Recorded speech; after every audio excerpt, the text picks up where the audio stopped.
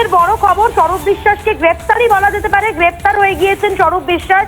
বিশ্বাস ব্রাদার্সের রীতিমতো যে পাঁচিল সেটা ভেঙে গিয়েছে বলা যেতে পারে। স্বরূপ বিশ্বাসের এতদিন ধরে টলিউড ইন্ডাস্ট্রিতে যে অন্ধকার জগৎ এই বিশ্বাস ব্রাদার্স তৈরি করেছিল সেটা পুরোপুরি ভেঙে গেল। স্বরূপ বিশ্বাসকে একাধিক অভিযোগের ভিত্তিতে গ্রেপ্তার করা হয়েছে। তোলাবাজি, কাটমানি, একই সঙ্গে শ্লীলতাহানিরও কেস রয়েছে, শ্লীলতাহানিরও অভিযোগ রয়েছে স্বরূপ বিশ্বাসের বিরুদ্ধে।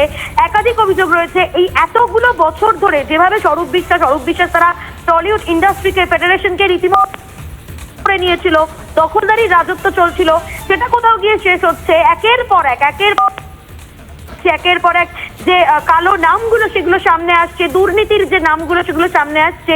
স্বরূপ বিশ্বাসকে আজকে সন্ধ্যাবেলায় নিউ আলিপুর থানা নিয়ে আসে। প্রথমে তাকে আটক করে নিয়ে আসা হয়, তাকে বেশ কিছুক্ষণ থানায় বসিয়ে জিজ্ঞাসাবাদ করা হয় এবং তারপর তাকে গ্রেপ্তার করা হয়েছে, এমনটাই কিন্তু এখনো পর্যন্ত খবর পাওয়া যাচ্ছে। সমাদৃতা, এতদিন ধরে আমরা জানি টলিউডে একাধিক অভিযোগ উঠে এসেছে, ফেডারেশনের বিরুদ্ধে একাধিক অভিযোগ উঠে এসেছে। শুধু তাই নয়, সিন্ডিকেট থেকে শুরু করে তোলাবাজি, গাটমানি একাধিক অভিযোগ ছিল স্বরূপ বিশ্বাসের বিরুদ্ধে। এবং কোথাও গিয়ে যারা আসলে কাজ করতে চাইতেন তাদেরকে কাজ করতে না দেওয়া, নিজের লোককে কাজ পাইয়ে দেওয়া, এরকম বিভিন্ন অভিযোগ রয়েছে টলিউড ইন্ডাস্ট্রির ভেতরে।